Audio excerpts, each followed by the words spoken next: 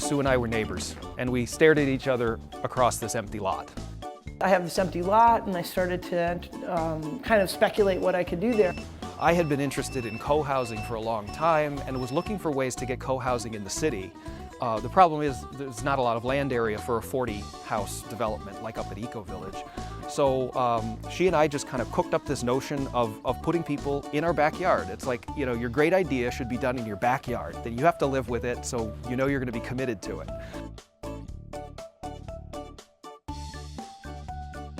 We're in a very typical neighborhood of Ithaca. This is Fall Creek. We're only 5 blocks away from the center of downtown.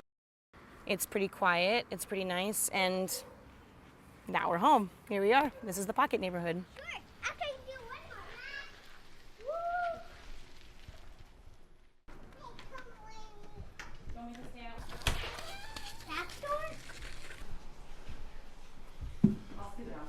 And then this is my room. Having 4 households looking inward toward each other and creating community, as opposed to having 2 households that just didn't have any connection whatsoever to each other. That was the essence. When you do that, you know, some of your boundary, lot line setbacks and those sorts of things don't really apply appropriately. So you have to overcome those rules to make something happen that everyone, when they've seen the result, recognizes as very positive and much better result than what the alternative would have been.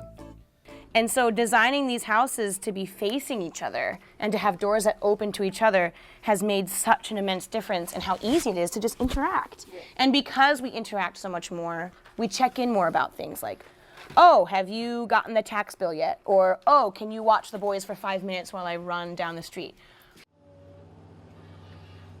Where you're doing urban infill, you have the advantage of not having to build any new infrastructure really. The public infrastructure is totally in place, and therefore you're adding tax base that will reduce the overall cost to everybody, and it really can revitalize downtowns over time. Living downtown is probably the biggest decision that we've ever made to reduce our own personal energy use, because we very rarely have to rely on our car.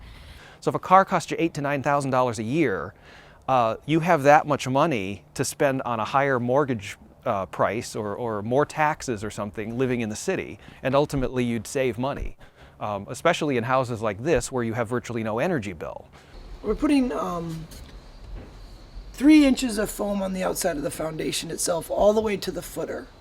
So the building is intended to have a thermal blanket from the footer, subgrade, 7 foot down, all the way around the entire building, including the roof. Living with neighbors in a pocket neighborhood and living with people that we treat as extended family means that we can share resources with each other. And so we don't all have to have a lawnmower. We don't all have to have the same tools. We don't all even have to have such big houses. But here, if you want to get away from your spouse for a little while, or you want to send the kids away, there's a playground up the street. There's the school right up the block. There's downtown where there's restaurants. There's a coffee shop where you can go and get Wi-Fi. It's like you have what is called a third place. So you don't have to build the third place in your house. You have it in your neighborhood, and everyone else shares in that. And you have the extra advantages of meeting other people there too. It's terrific to see these principles put into play in an urban setting on a much smaller scale, and yet it works beautifully. So we haven't built a skyscraper, we haven't built an apartment building, but we've doubled the density. I think that what we're doing here is we're taking the physical environment and we're bringing to it all the advanced technologies that we can, right? I mean, you got all the bells and whistles here. It looks like a regular home, but there's a lot going on here. And then you're upgrading the social environment simultaneously.